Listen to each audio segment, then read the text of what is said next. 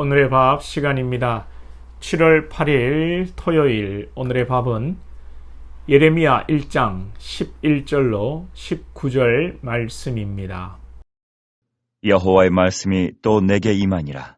이르시되 예레미야야, 내가 무엇을 보느냐? 하시매 내가 대답하되 내가 살구나무 가지를 보나이다. 여호와께서 내게 이르시되 내가 잘 보았도다. 이는 내가 내 말을 지켜 그대로 이루려 함이라. 하시니라. 여호와의 말씀이 다시 내게 임하니라. 이르시되 내가 무엇을 보느냐? 대답하되 끓는 가마를 보나이다. 그 윗면이 북에서부터 기울어졌나이다. 하니 여호와께서 내게 이르시되 재앙이 북방에서 일어나 이 땅의 모든 주민들에게 부어지리라.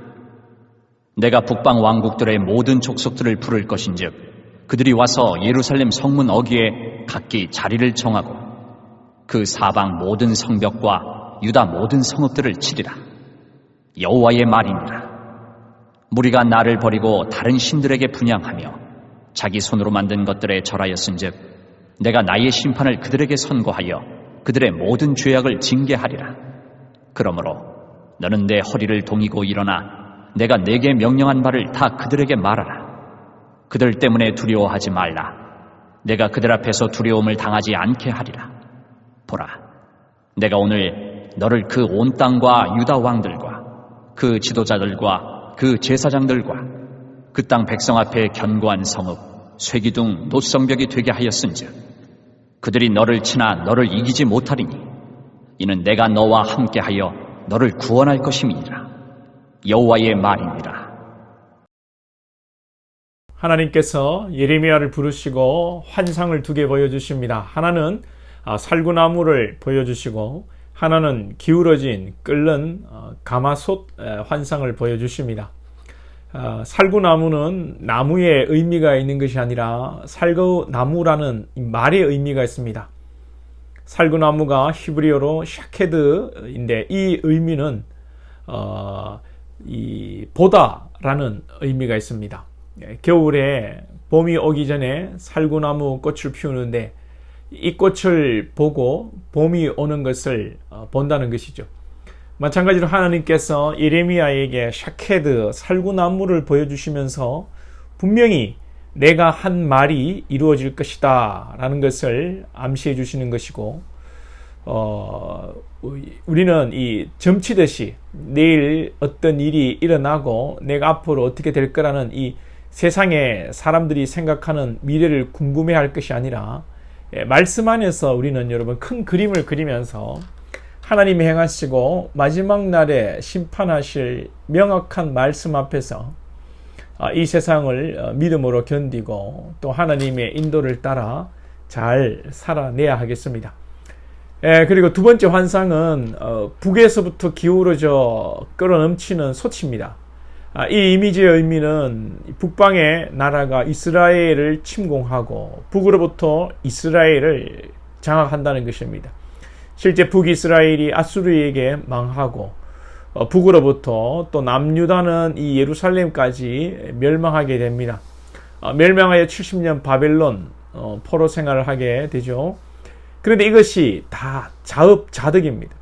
이스라엘이 남유다가 하나님 앞에 불순종하고 우상 숭배했기 때문에 하나님의 징계가 임한 것입니다. 사실 우리나라가 일제의 그 침략을 받은 것, 또 6.25 전쟁을 하나님의 징계라고 말하는 분들도 계십니다.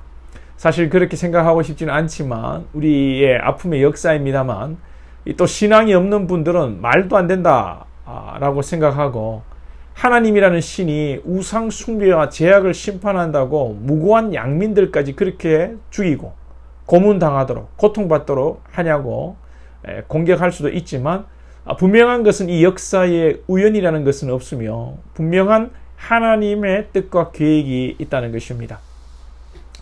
민족과 나라의 역사에만 그런 것이 아니라 우리 개인사도 마찬가지입니다. 우연이라는 것은 하나도 없습니다. 아무리 우리가 생각하기에 참 절망적인 사건과 환경, 인생의 풍랑이 우리 가운데 몰아친다 하여도 하나님께서는 우리를 사랑하시고 살리시기 위해서 우리가 알지 못하는 상황 속에서 하나님은 하나님의 일을 하십니다. 우리가 왜 내게 이런 일이 일어나야 하냐고 때로는 답답해하고 괴로운 마음이 들지만 하나님의 신실하심과 우리를 향하신 사랑을 여러분 믿으시기 바랍니다. 예레미야의 사명은 이 하나님의 심판을 선포하고 회개를 촉구하고 그 가운데서도 회개하고 돌아오는 자를 하나님께로 돌아오게 만드는 것입니다. 비록 하나님의 심판을 받아 나라가 망하지만 예레미야의 말씀 선포를 통해서 다시 회복할 예루살렘을 준비하는 그 씨앗을 뿌리는 것입니다. 그런데 하나님을 대적하는 자들은 하나님의 말씀도 대적하고 하나님이 세운 선지자도 대적하는 것입니다. 예레미야가 예루살렘의 멸망을 선포하고 회개를 촉구할 때에 전쟁의 불안을 조장한다.